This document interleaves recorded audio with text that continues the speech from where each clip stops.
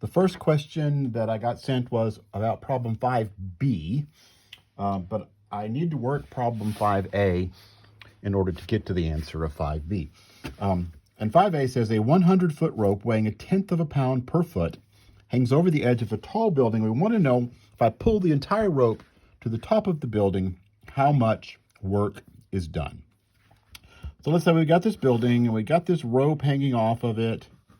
That's a rope. And it's 100 feet long.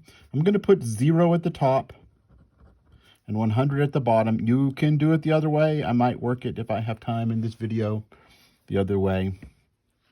And I want to pull all that rope up. And the thing about pulling all that rope up is this.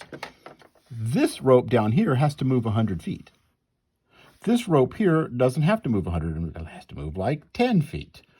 So if work is force times distance, the distance is not the same for every bit of this rope. So what we do is we take a thin slice of rope, use whatever letter. Let's say that's dy. That's dy. It's a length. It's a small length. That's how many feet long it is. So this is a slice of rope, and its length is dy, and so its weight is 1/10 of a pound times dy, 0.1 dy. And so that is the force. Weight is a force. The force needed to move that, I'm going to have to apply 0.1 dy to move it. And it is going to move from 0 out to the interval, to the little slice, and that's y. So the distance it moves is y. Therefore, the amount of work done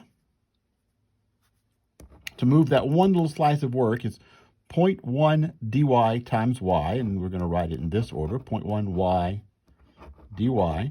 And then I'm going to move all the little slices of rope and add them up. And so I'll find the integral of 0.1 y dy, and the rope hangs from 0 to 100. And in order to answer B, we actually have to evaluate this interval. That's 1/10 y, and so the integral of that is 0.05 y squared from 0 to 100. And I think that gives me 500 when I plug it in. Let's see, 0.05 times 100 squared minus 0.05 times 0 squared. I'm not even going to write it. I think that's 500. 100 squared times 0.05. 500. And let's see, this is measured in feet and pounds. 500 foot-pounds of work to move that rope all the way up to the top of the building, all of the rope. B, how much rope is pulled in when half of the total work is done?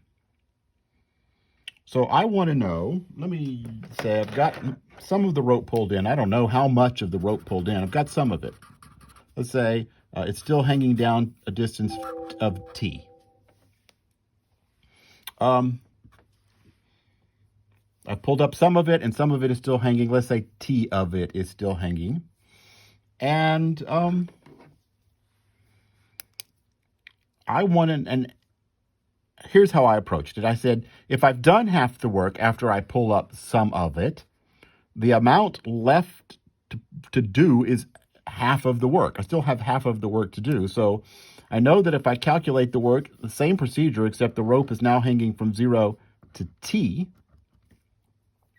of 0.1 y dy. And I want that to be half of the work. To pull that much rope needs to be 250 foot-pounds. I don't know how much that is, whatever t is.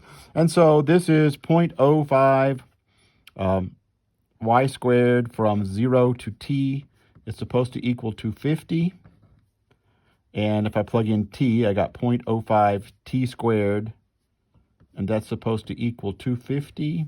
So t squared is 250 divided by 0.05, 5,000. So t is the square root of 5,000, which is about 70.71. There's still 70.71 feet hanging down the side of the building. To pull in that 70.71 feet would take 250 foot-pounds of work. So that means 100 minus that 70.71 is 29.29. I've pulled in 29.29 feet. Now, why is that? Why is it not just half of the rope? Well, because when more of it is hanging, you have to pull harder because it weighs more. And so the first 29 feet take as much work as the last 70 feet. I mean, the first 30 feet or whatever, you know, the decimals, but because of the weight.